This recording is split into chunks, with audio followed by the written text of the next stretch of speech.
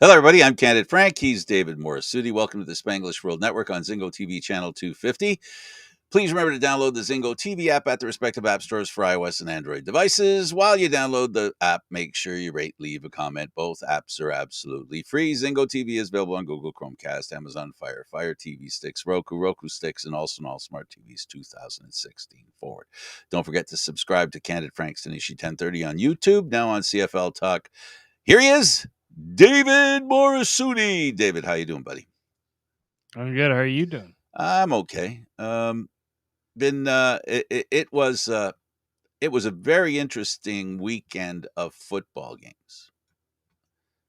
It was. I just remembered, what was it, 2 weeks ago? We said probably the best weekend of football the CFL has had. In a Feel while, like yeah. we, I feel like we did. I feel like we jinxed it because the play has dropped off a bit. But there's a central reason why that has happened, though. I think. Oh, we lost Frank. Okay, well, while we wait for Frank to come back, I'll explain. I feel like the last few weeks we've been dealing with a few issues. One, namely, being quarterbacks haven't been healthy. We've had how many teams lose their starting quarterbacks this year? And you notice the teams are doing really well this year. Most of them are keeping their starting quarterback healthy, minus the BC Lions. BC Lions, unfortunately, Vernon Adams Jr., him getting injured, that forcing Dane Evans to step in. But Dane Evans is not like some of these other quarterbacks that are around in the league. I think that's something that has to be talked about a little bit here because not many teams have a Dane Evans in the wings. A lot of teams, actually, there's some teams reportedly looking to bring in Dane Evans when their quarterbacks went down, but BC wasn't going to do that, mainly because Vernon Adams has had some issues keeping healthy, staying healthy, and you need two quarterbacks in the CFL. Now, do you need two starting quarterbacks? No, but if you can have one guy that can pitch in when somebody goes down, like Dane Evans is doing right now for Vernon Adams, like BC was on top of the game by doing that. But there's other teams right now that are not so fortunate. One of them being the Hamilton Tiger Cats, who I don't think we're expecting to lose Bo Levi Mitchell, then lose Matthew Schultz. Taylor Powell looked okay in his first start. They go back to Bo Levi Mitchell, and this is something Frank and I were talking about things we wanted to discuss on the show, and this was something that almost escaped my mind. And I don't know how, but the Hamilton Tiger Cats might have done the stupidest thing I have seen a football team do in a really long time. And I want to know who is taking accountability for this decision because they're okay. So the situation is Hamilton's on their way to winning the game against Ottawa. They're pinned deep in their own end. They got to run out. There's like 13 seconds left in the game or something like that. Now this is not like the NFL where you can, take a knee, game is done. You have to do it a couple of times. So Bo Levi Mitchell, the word from the bench was that we told him to take a knee. Bo Levi Mitchell doesn't take a knee. He tries to do a QB sneak to to push because they're right up against their end zone, right? Something goes wrong, fumble snap or something, that could mean a touchdown for Ottawa, right? I've seen situations like that. So Bo Levi Mitchell goes for a QB sneak. Mind you, I can't remember the last time Bo Levi Mitchell had ever done a QB sneak in his life. And as he's getting pushed back by the Redbacks players, he suffers a leg injury. I believe it was I don't know if they called it a fracture, but it's a leg injury. Yeah, lower. Yep, it's a fracture from what I heard. Pretty much a fracture. We knew he had to be carried off. When you can't put any weight, when you can't walk off, most likely it's broken. They're hoping it's a fracture and a fracture alone, no ligament damage, because if there's no ligament damage, he could be back very easily by the end of the season. I'm sorry, carry on. Yeah. So first thing I want to know is why is Bo Levi Mitchell in the game there?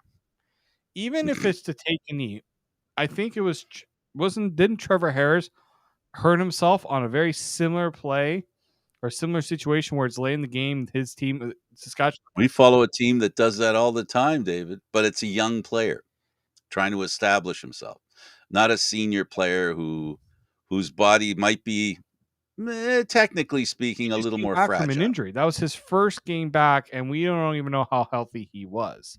Because Hamilton's in a desperate situation. They can't afford to lose right now. So my question here is one. I don't care if Bo Levi Mitchell was told to do one thing and he did something else. Bo Levi Mitchell should never been out on the field. So that's a coach's decision there. Okay. And two, why was that? Why not run the ball?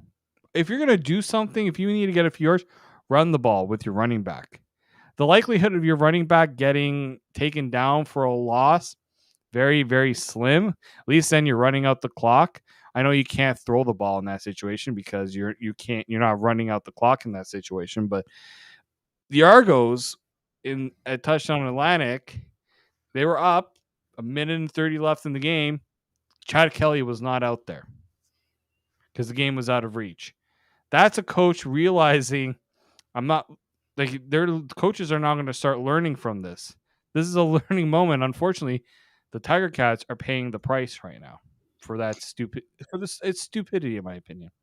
Okay, whether I don't disagree with your terminology and your definition, but one thing's for sure: uh, they have a lot riding on Bo Levi Mitchell, a lot riding on him. Not only his salary, but his absence, his previous absence, his return, his first game back. There's something to be said for getting back into game shape after being gone for 5 weeks. I think that's what it was. He was gone 5 weeks. He wasn't quite gone 6. Would have been his 6th week, I think. But anyway, I digress. The point being that the first chance you have to take him out, you take him out. Never mind. Never mind any other reason other than he just came back from an injury, and he's not in total game shape, and you don't want to risk a guy like him, as important as he is to you and your organization, and put yourselves in the position where something really bad could happen. We hear it multiple times. We have watched myriad of football games where teams have been far enough ahead and Caleros is still in the game. People saying, "Why is Caleros still in the game? He should be gone." And people are right. That statistically speaking, if the quarterback's out there, these are odds that you can bet on. If the quarterback isn't out on the field, he's not getting injured. The odds are really good. He's not getting injured. Soon as you put him on the field, you're tempting fate. And Hamilton, Bo Levi Mitchell, whichever of them is the one that's guilty for suggesting that he run. If he did that himself, he just compounded that the Hamilton organization, and I say organization because, the guy that's sitting on the sidelines that they call the coach, he's also a president of the company of the team. He's a high management person. He more than anybody must have the ability to appreciate the importance of Bo Levi Mitchell and the insignificance of the last minute and change of a football game that they most probably, and odds were very good they were going to win. Yeah. To me that's a situation there where if I'm the owner of the team, this is the problem with right now Oh, who has to own up for this decision. It should be Orlando Steinauer. He is the coach, he's the vice president, he's the GM. He runs the ship right now. Do you not notice two teams that are falling below? Well, Edmonton, I don't know how high the expectations were, but the teams that are really struggling are the ones that have one person in charge of everything. all three of the teams that are suffering, all the teams that have a guy that's more than just a coach, right? I, A guy that's more than just a coach. He's a GM, and in Hamilton's instance, it's much like Edmonton, right? Yeah, well, all right. So go ahead. I know this is insert subject management cap.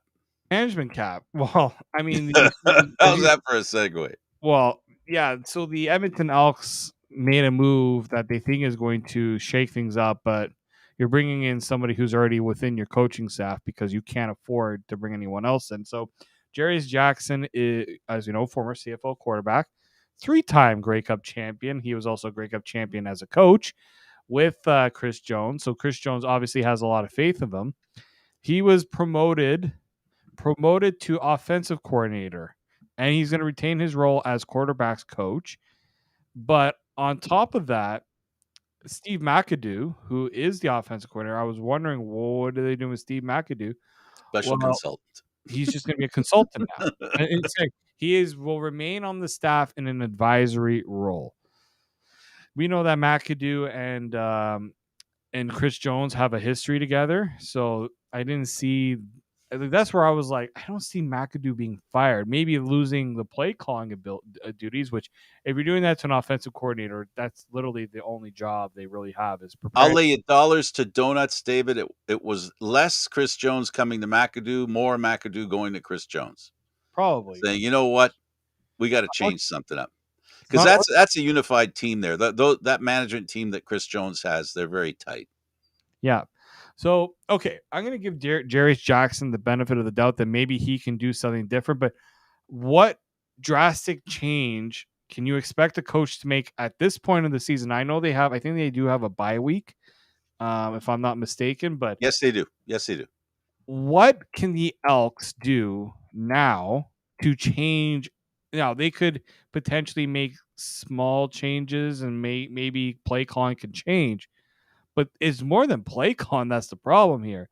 There's also a player Well, I personnel don't issue. know, David. I think we have to also consider the fact that sometimes a different voice, and a history, erasing the past as much as you can and work to concentrate more on the future might be beneficial in this case.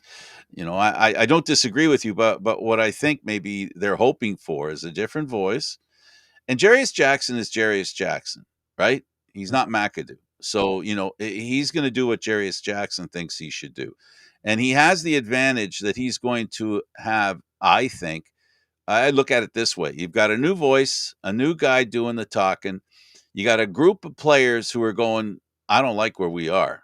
And maybe, just maybe, it'll trigger a reset. It's hard to reset when you have the same group of people trying to attack the same problems that have been problems for the last 7 games. Because that's what we're talking about here, right?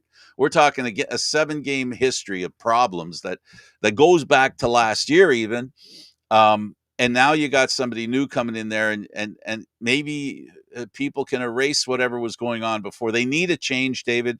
They can only do as much as we dislike the management cap. You got to deal with it. They got to do what they can within it. They can't work outside it. So unless they want to get fined or get in deep trouble, so they've got to make a change, and this is as big a change as they can make. With the management cap being a CFL rule, and it's a hard and fast rule. So one thing I'm gonna just mention before I get more into the coaching cap. At what point do you ask, with Jarius Jackson, does he say, let's give the kid a try? Let's get Trey Ford in here. Ooh, see, that's one that there's something going on there that we're not Yeah. hearing, and that the reporters aren't reporting on, Well, there may not because even it be just enough doesn't reporters make to ask sense. the questions. Well, it doesn't make sense. There's the easiest answer is to say he has some sort of injury or some sort of situation that precludes him from starting. That's the obvious one. But we haven't heard anything like that. He's been a healthy scratch. He's been a healthy oops, not even going to wear a uniform, gosh, is he even practicing with the team? I'm beginning to wonder. That's how far away from the team I feel he is, Trey Ford. Yeah, I mean, we don't hear anything. We don't hear anything about Trey It's Ford. information there makes me a lot of red flags are up in the air there with that, because I don't understand why he hasn't been given a chance. He was given a chance last year. He was, and he looked pretty good. He looked like a quarterback that has flash skill that we're not really seeing with this Elks team. Like this Elks team is just barely able to get anything going right now, and that's a problem. Oh, that's a change that that always could make a difference. And we've learned this year that there are plenty of quarterbacks that have come in 2 and 3 deep that have had pretty good games. So not giving that a chance to happen, I think that's an opportunity that, maybe you're right. Maybe Jarius Jackson goes, you know what? I'm a different guy. If there's a problem with Trey Ford and the coaching staff, again, these are all I am surmising. I have no. I'm desperate to understand why Trey Ford hasn't been given a chance to be the quarterback of the Edmonton Eskimos at some point. Season this total collapse of a season, and we have not seen him under center. It just boggles my mind. So maybe Jarius Jackson. Maybe it's a coaching change that'll help get him in there. I don't know. But they I need something. they And do. this is just one. I agree with you. This isn't enough on its own, unless it's the spark, which it could be. We never know. Maybe somebody else that's leading the charge that can make a change. I maybe like think about Steve McAdoo. He's a pretty accomplished coach, right? This is not Right. someone who hadn't had success in the past. The question I'm just wondering Won a is, couple of Grey Cups. yeah, won a couple Great Cups and had some success with different teams, right? Maybe I just think that yeah, the coaching change is not just going to be enough. I do think that there's got to be something else done. I don't know if that's going to have to be done. The thing is And what you're you're saying is it may be stuff that's done that we don't even really see.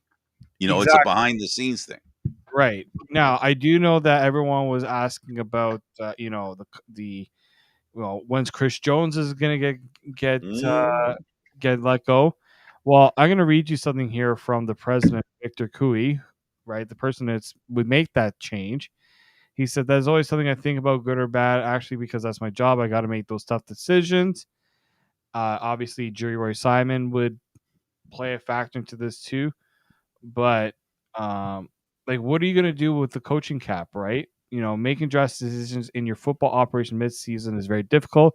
It's like it take anybody from someone else's organization, and well, that's actually a good point. There's like, who are you going to bring in? But the coaching cap remains the biggest one, right? Mhm. I think the way that there was reports saying that they kind of finagled or they made Jones's deal kind of work differently because of all the different rules that he has. Although that Mhm. was shut down a little bit, but I think yeah, I like we know the reason why Chris Jones is doing so much. He sold himself with that job and saying, "Well, you don't need to pay for a GM because I can be a GM. You don't have to pay for a head coach because I can be a head coach. You don't have to get a defensive coordinator because I can do that."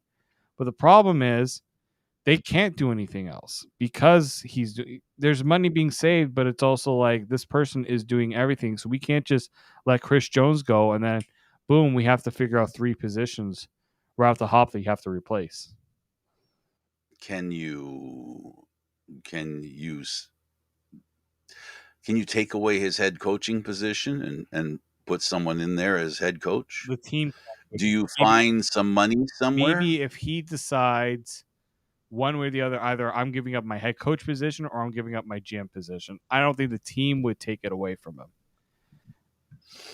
I personally unless the team.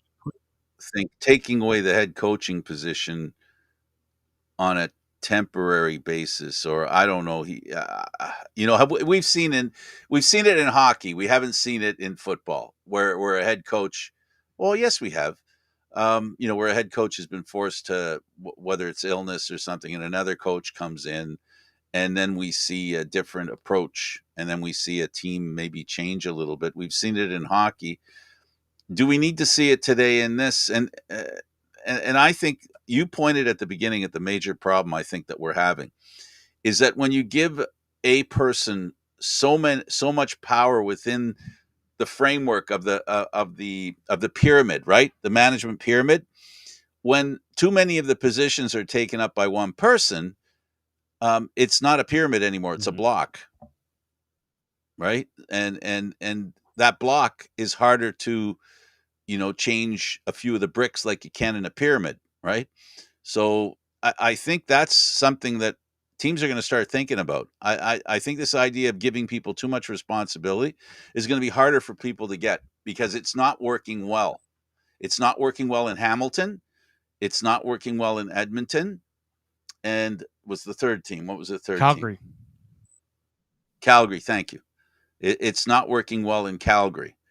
Um, I think there is more to being a GM or a coach than just the fact that that's just another. It's not just another position, because when a coach talks to a player and when a GM talks to a player, there's two different conversations going on. How does one guy have both those conversations? And then you look at Hamilton. How does one guy have three Mm-hmm. conversations?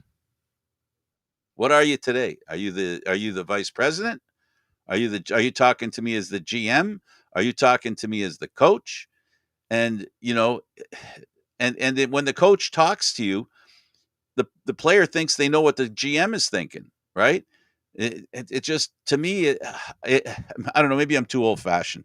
I just think it's better that the roles be more distinctive. There be more of a line between the definition of the roles, so there's no confusion.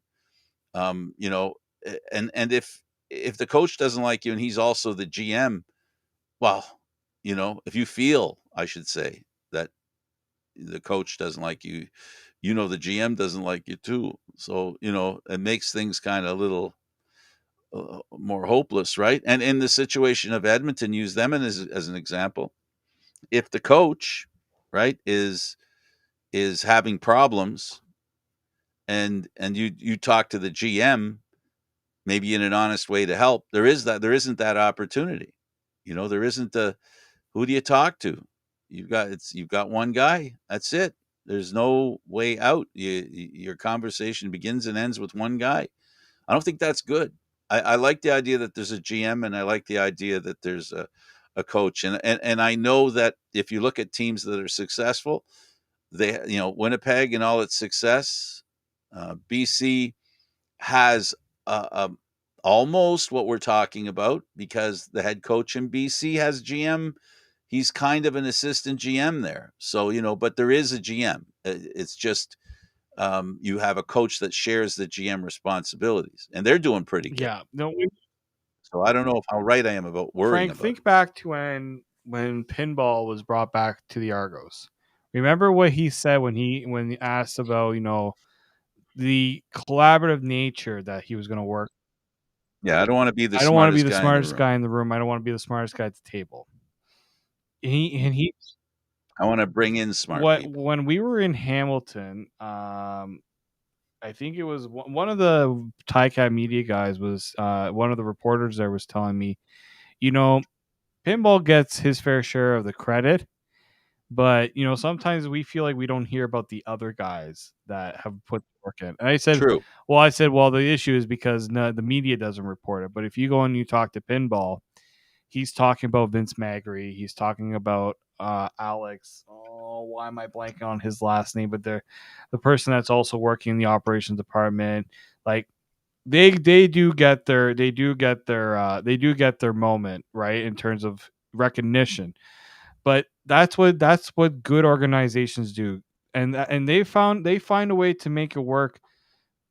Cap wise, I'm sure maybe it's because pinball's maybe not making that much. It's Alex Well, Ross. the money he's making doesn't have to do with, he can get out and around. He's probably not part of the management I cap. think well, I think pinball Well, he's a definitely is. GM. He has to be. Yeah. Maybe Bill Manning, because Bill Manning is the president of both TFC and the Argos. Maybe his salary doesn't count as much. But I don't know how far the management cap extends. Right? Is the I don't think the presidents are included. Yeah, because I don't think I mean, they shouldn't be, in my opinion. I think the definition, if I remember correctly, has to do. It's basically, I'm just grasping here, but I hope I help people understand. The day-to-day operation of the team is what's under the management cap. Yeah. Anybody you know what I mean? Anybody that helps organize the team on a basis of actually running the team, Mhm. as well as being on the field, having to do with that. But when you're on the business side of the team, you're handling the business side. That's not part of the management cap. So Yeah. it's just.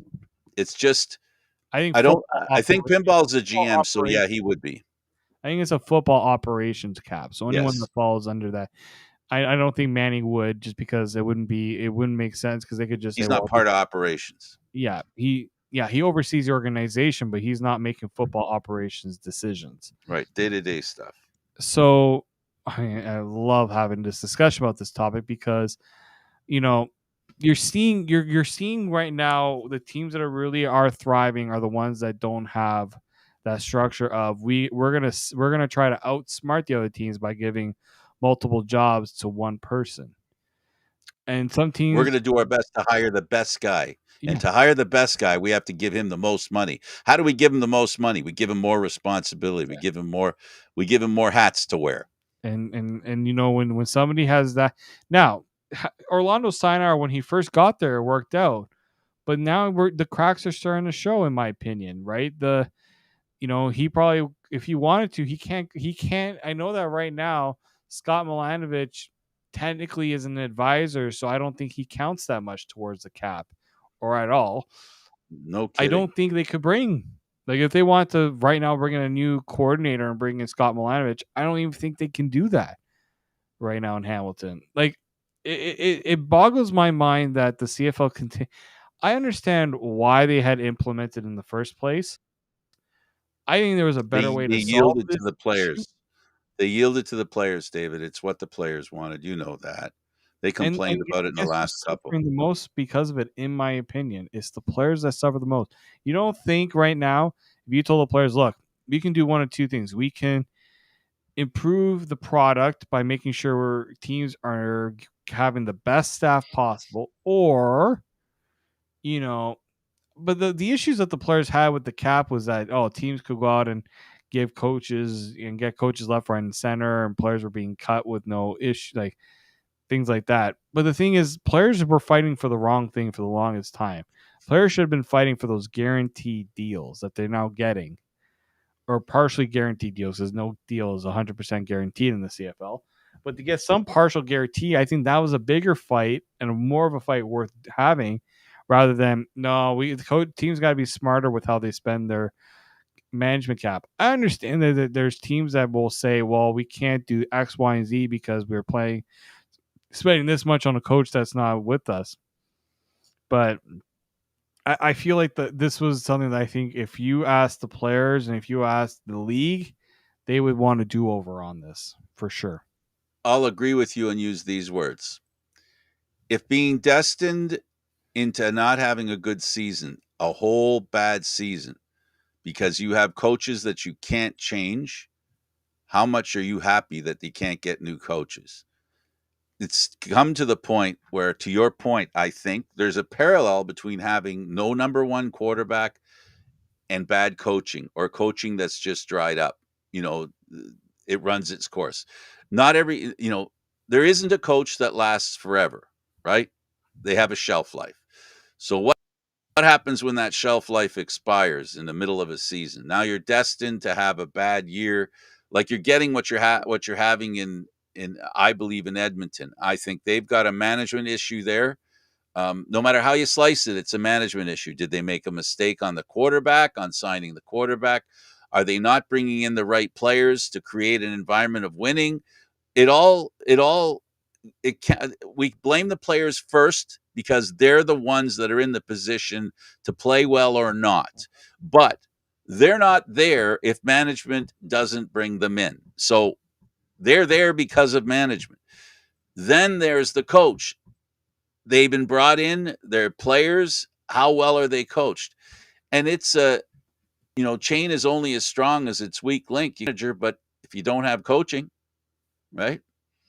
If you can have a great general manager and they can bring in players, but for some reason those players aren't who the general manager's brought in, and the players they bring in and the coaches can't coach them up, and coaches can't coach players that just aren't there, they just don't have it.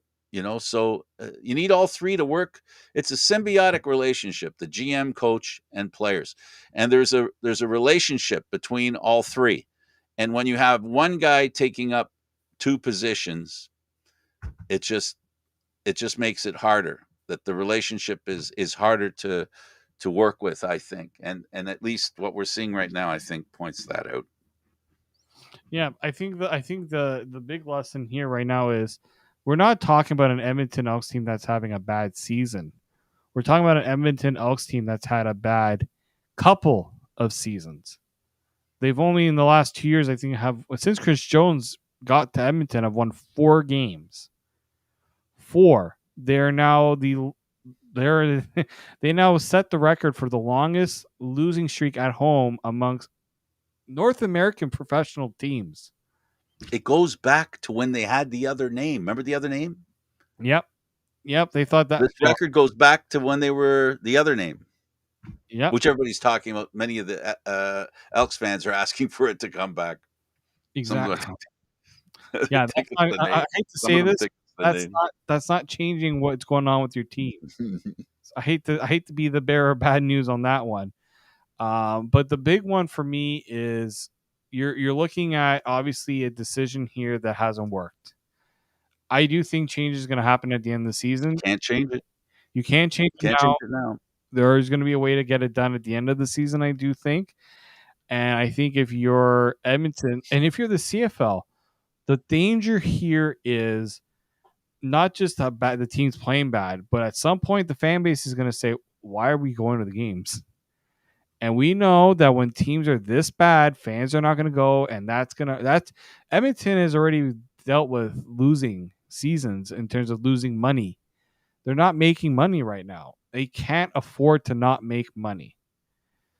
And this is They're such a great franchise. I mean, they mean so much to the history of the Canadian Football League. no team that has won It's more Grey Cups in the league. look, it's Like, like watching the Montreal Canadiens in hockey. I mean, mhm. when you see that crest and you see that team on the field of play and they're horrible, it just doesn't make sense. Yep. And so this is where I do think something has to change. It's not going to happen this year. I don't think it's going to happen this year, but if I'm Victor Cooey, I believe I'm saying his name correctly. Mhm. All the eyes should be on him. People are going to talk about Chris Jones, but he's not. Chris Jones is only doing the job that he's being paid to do. Somebody has to hold him accountable because obviously he is the one it's he's the one running the ship. Somebody has to do something to make the team play better. There has to be some sort of leadership because right now they lack leadership, whether it's the general manager, whether it's the president, whether it's the coach, the quarterback, whether it's the offensive line, whether it's the defensive line, whether it's special teams. Someone has to take a leadership role, and that team needs to be led out of the wilderness that they find themselves in. That's who they are. They are a team in the wilderness. They are basically lost. And someone somewhere has to point them in the right direction.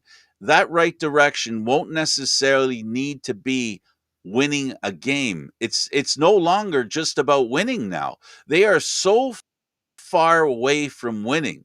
They need to look like there's hope that they'll win. That's what they need right now. That's what they don't have. If you're an Edmonton Elks fan, there's very little hope your team's going to win. That's got to change. So they've got to make that change and then make the next step without going backwards. But we've got to see some improvement in the way they play. Do you want to blame the quarterback? Sure, let's blame the quarterback. So change. Oh, wait a minute, we did change the quarterback. Well, They okay. changed it What? a few times. Yeah, I know. I'm just being facetious. I'm just being silly. It just the point is something has to change. The team has to look like they're coming out of the wilderness, but they look like a team that has quit. 27-0 in football is quit. They have been shut out That's twice. not just They losing. have been shut out twice. It is really hard to not score a point in the CFL. I've never seen a team ever get shut out in my life. I've seen teams score 1 point. I've seen teams score 2 points. I've seen teams score 3 points. I have never seen a team get shut out, let alone shut out twice in the same season. Yeah.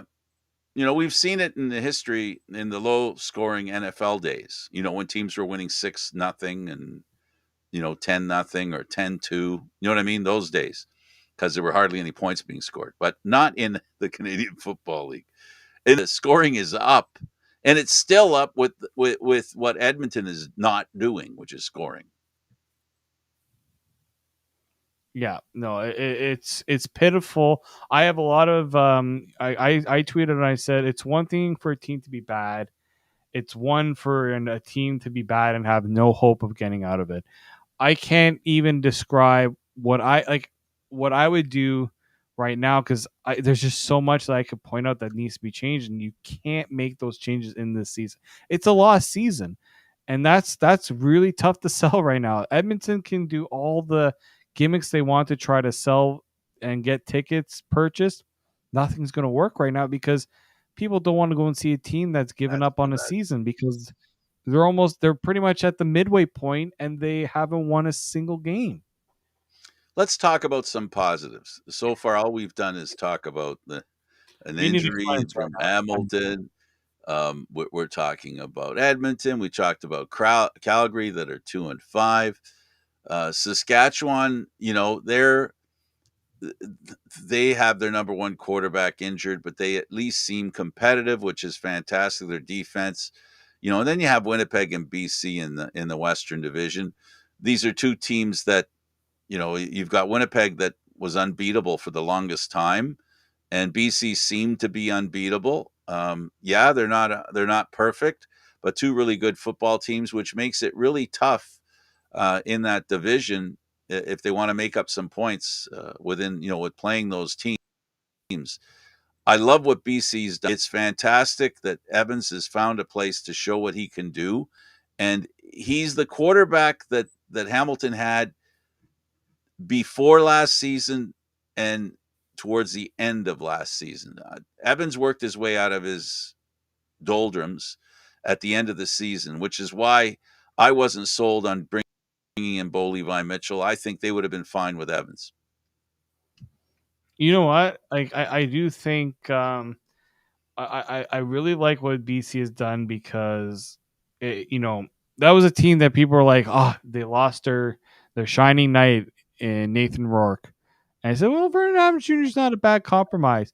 Then you go and get Dane Evans, and to me, I mean, I said it when you kind of we lost you for a second. Then I said that's a team that was proactive. That was a team that's saying, we don't want to be a team that relies. We want to have every basis covered, They and they believe a backup quarterback should be a starter. or at least That's close what they to being a proved. starter. That's what they proved to me. The backup, they want their backup quarterback to be somebody that if their starter goes down, there's no hesitancy about whether this player can get the job done. There is not a stark contrast when their number one goes down. No. Now, the guy they had last year was, an MOP kind of candidate.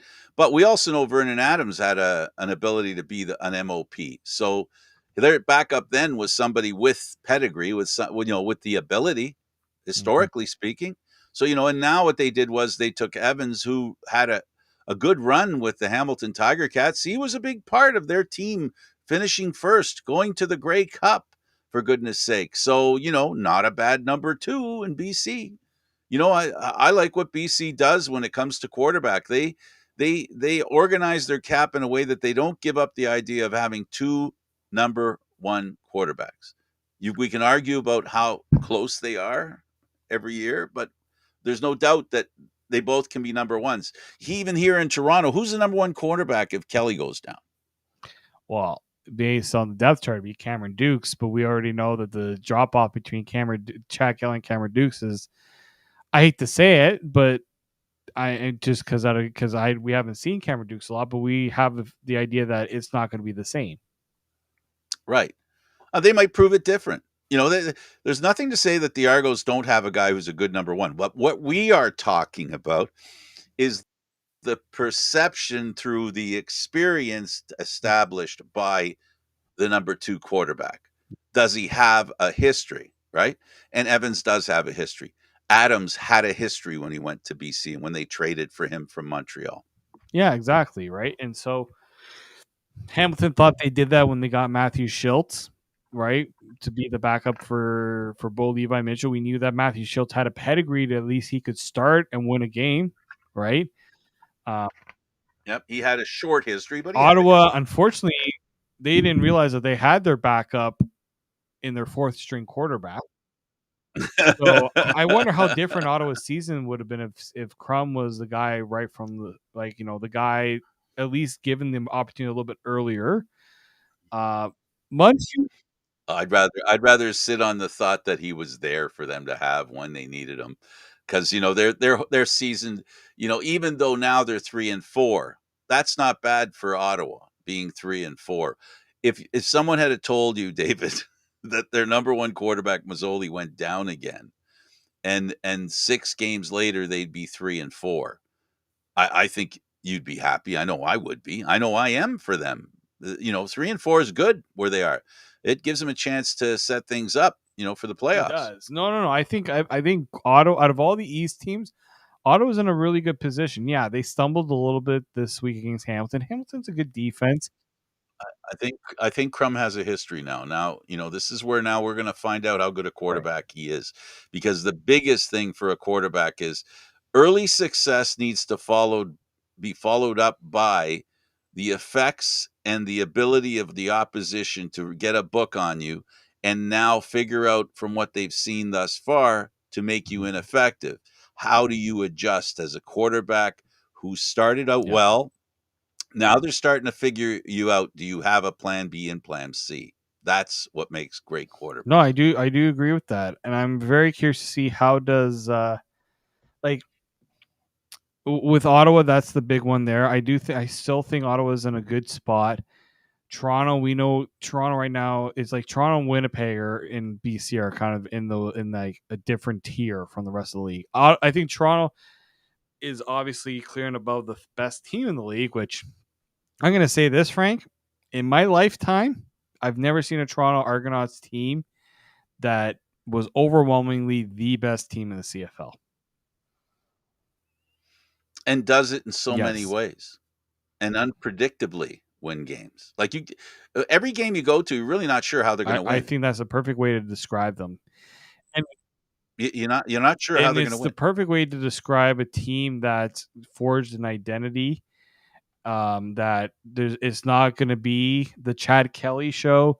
It's not going to be like the defense necessarily.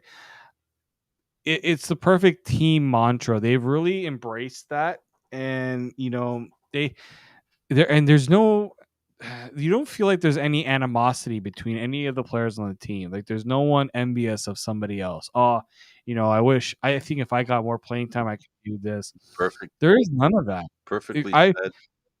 And you know where there's a good spot where that could be very possible?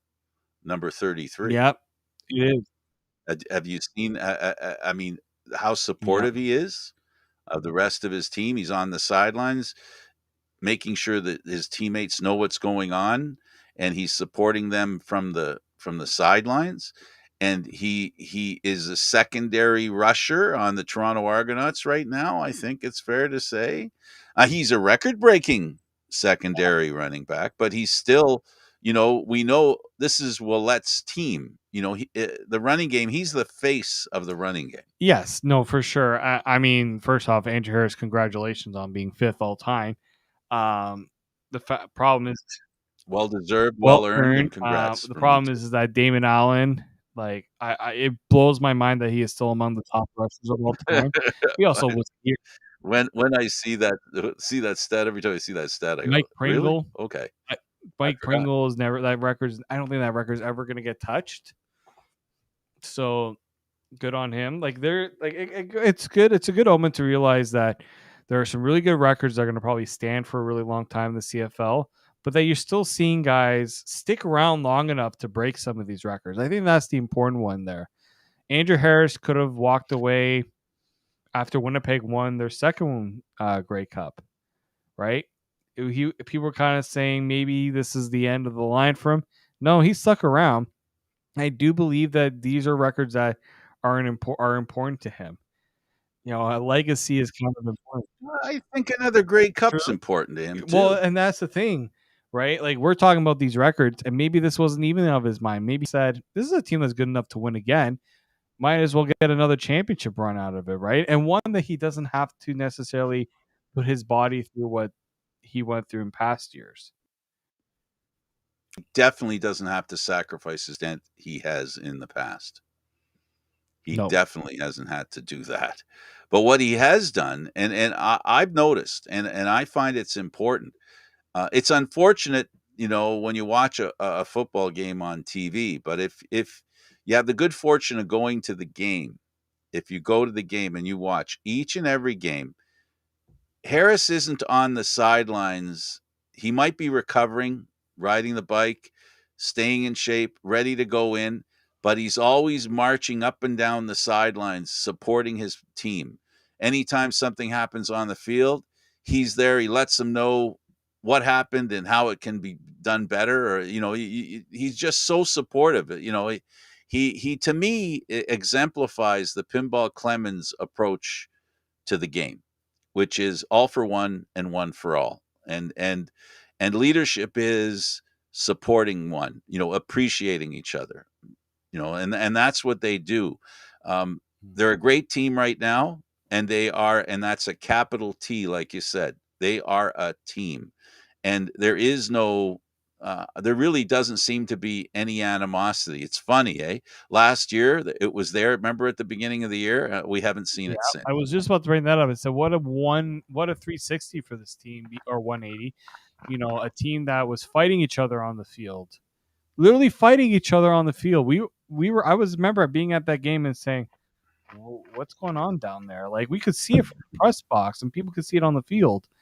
To now, obviously, winning helps, right? But this is a team that's never sad. Like there are players that when you talk to them about the win, they don't seem satisfied, right? Because this team has bought into the ultimate goal, but they're always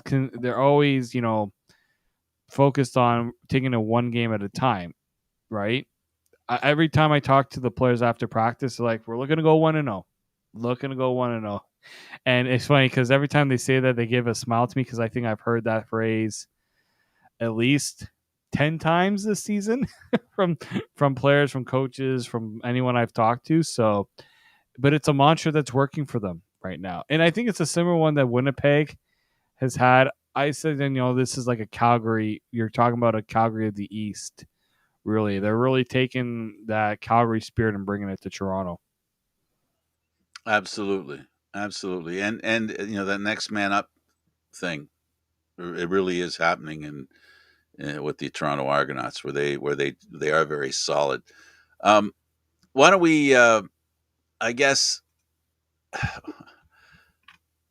I look at the leaders, in the league, right?